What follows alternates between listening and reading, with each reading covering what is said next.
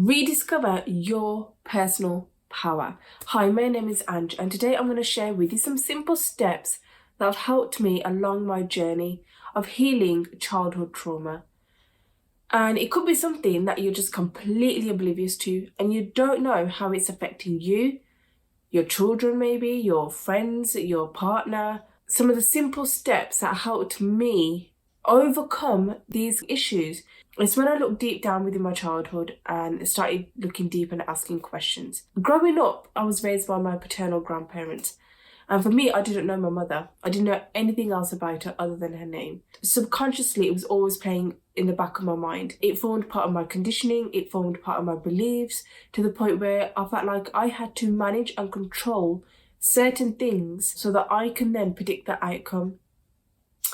And it's only as an adult when it started affecting the people around me, the way I behaved, that I thought, okay, why am I doing this?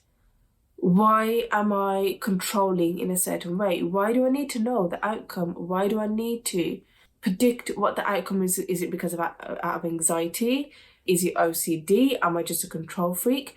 But it's when I started journaling and I started noting down my behaviors and my patterns, and I started recognizing these patterns and realizing, oh my God, it's to do with the fact that I fear being abandoned.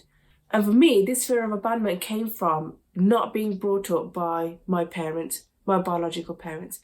And as a child, I went through this trauma where I felt like I had to behave in a certain way so that people wouldn't leave me. And that if I was then to be able to control the situation, control the narrative, and then I could predict that what the outcome was going to be, that was going to make me happy. If I didn't do that, then it would be endless frustration and disappointment. So I was masking this fear by having this controlling behavior.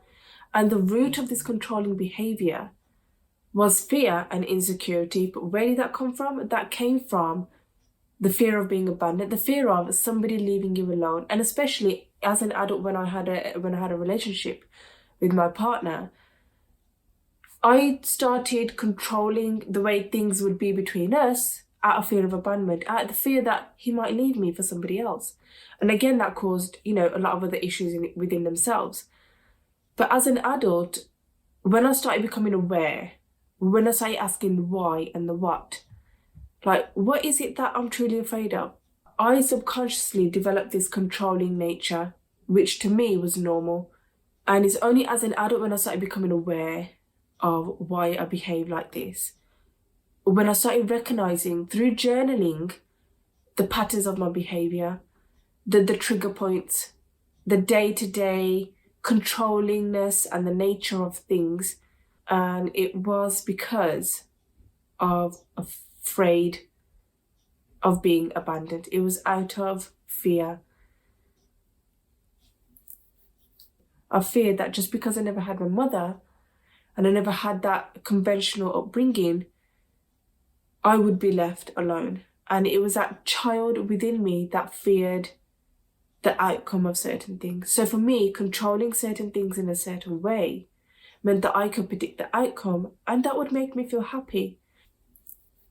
But it's only as an adult, when you start to heal those inner childhood wounds, that inner childhood trauma, and you realize that by nurturing yourself, your child, by loving that child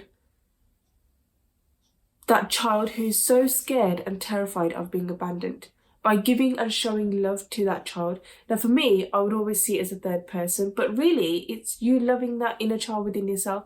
It's you turning inwards and loving yourself. It's you opening up your heart and trusting that everything is going to be okay, that just because that happened, you don't need to behave in a certain way so that you can then predict the outcome, so that you can feel safe and secure.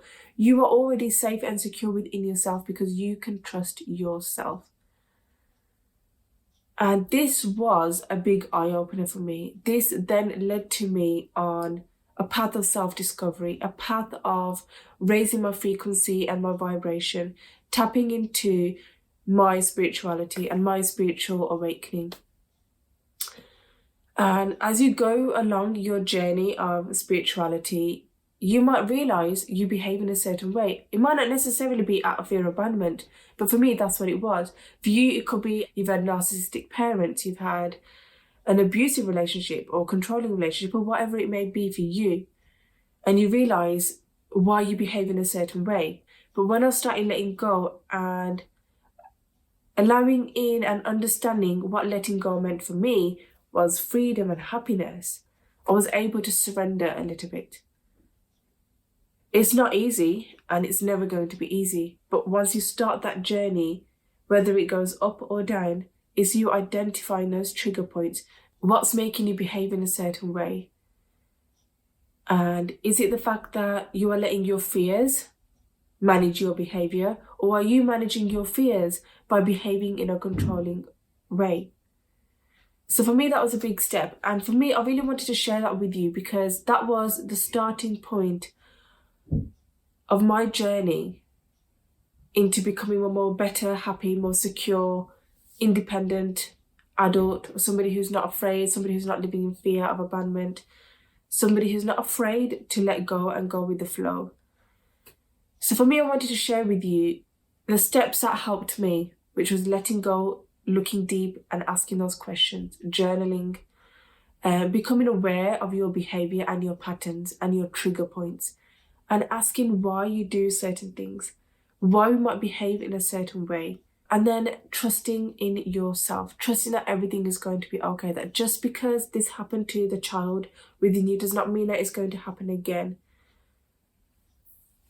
But more importantly, is loving yourself, opening up your heart and loving that child within you. So I hope this little message of mine reaches you and enables you to tap into what you might be going through and to help you along your journey.